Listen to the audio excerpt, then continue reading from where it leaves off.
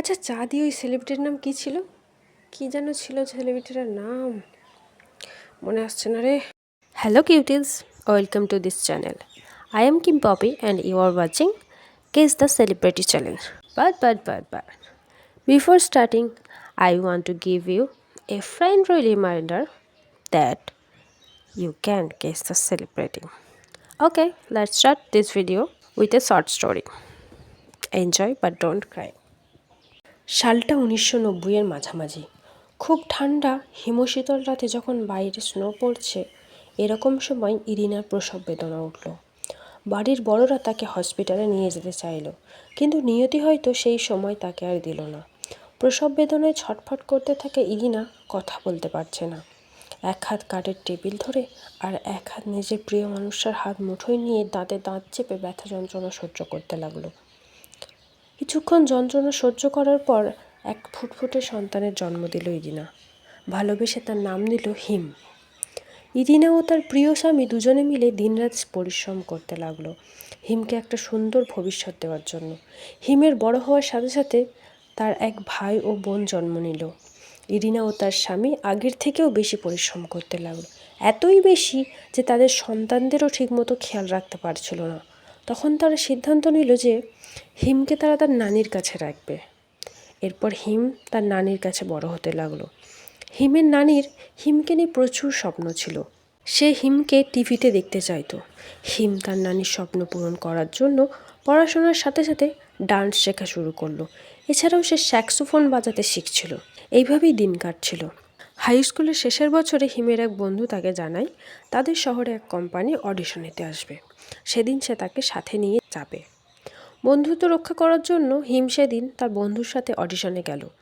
হিমের বন্ধু নিজের অডিশন দেওয়ার পর হিমকে জোরাজুরি করলো অডিশন দেওয়ার জন্য। হিম প্রথমে না করলেও অবশেষে রাজি হলো এবং অডিশন দিল। এরপর তারা বাড়ি ফিরে নিজেদের পড়াশোনা চালিয়ে যেতে লাগলো। আরও কিছুদিন পর অডিশনের রেজাল্ট বের হয় এবং তাদের শহর থেকে একমাত্র হিমকেই সিলেক্ট করা হয়েছিল। বাড়ির সবার অনুমতি নেওয়ার পর হিম সেই কোম্পানিতে ট্রেনি হিসেবে যোগদান করলো। প্রথম দিকে হিমের প্রচুর কষ্ট, তার নানি ও বন্ধুদের ছাড়া থাকত। সে ওখানকার বাকি ট্রেনিদের সঙ্গে বন্ধুত্ব করলো এবং একসাথে হার্ডওয়ার্ক করতে লাগলো তাদের স্বপ্নের জন্য।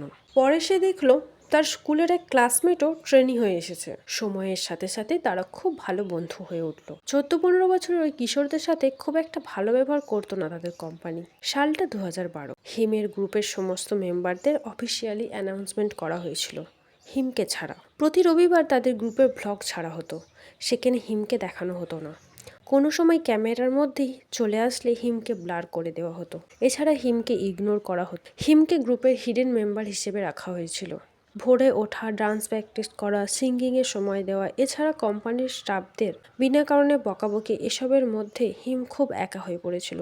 একবার তার বাবা তার সাথে দেখা করতে এলে সে সেই কষ্টের কথা তার বাবাকে জানায়। তার বাবা বলে, যদি তুমি এটা করতে না পারো কোনো ব্যাপার না, পৃথিবীতে আরও অনেক কাজ আছে। হিম তার বাবার সেই কথা শুনে নিজেকে অনেক বকা দেয়। সে তো জানে তার বাড়ির অবস্থা কেমন, তাও সে কি করে তার বাবাকে এই কথাটা বলল।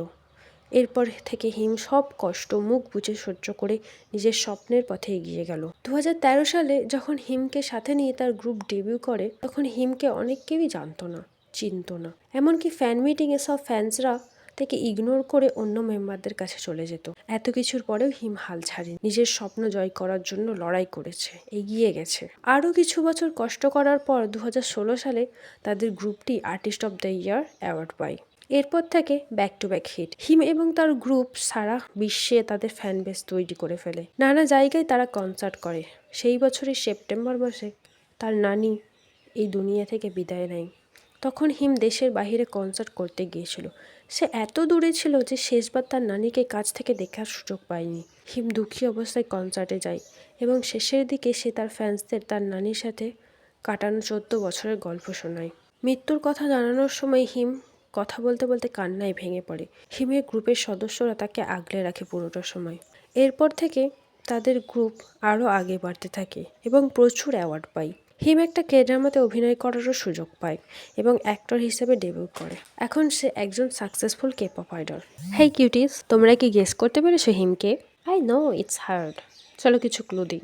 হিম তার দুটো হাতই খুব ভালোভাবে ব্যবহার করতে পারে। তবে লেফট হ্যান্ড বেশি ইউজ করে।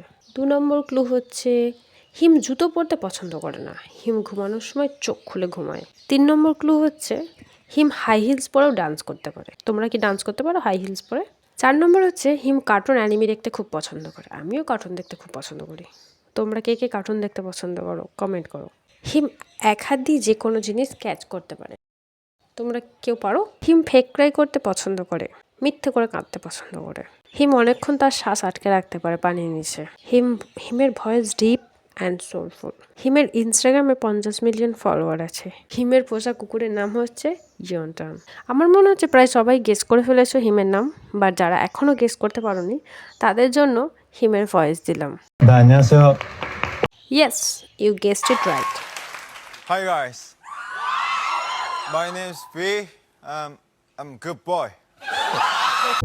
Shoes on, get up in the morning, cup of milk, let's rock and roll.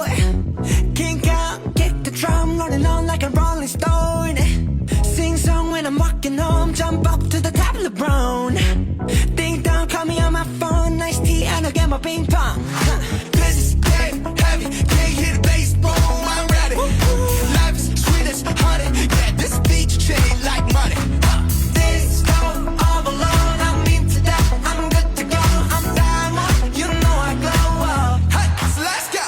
'Cause I'm in the stars tonight, so watch me bring the fire, set the night light.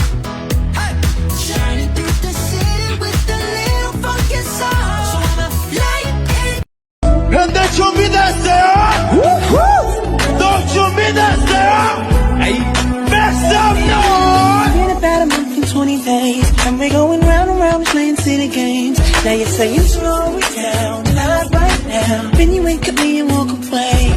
যারা সঠিক guess করেছো তারা like করো, কোন টাইমে guess করেছো সেটা comment করো। পরের এপিসোড দেখার জন্য সাবস্ক্রাইব করতে ভুলবে না। I purple you, love you, টাটা বাই বাই। ও ভি এর হিম নামটা কেমন লেগেছে সেটাও জানাবে। 감사합니다.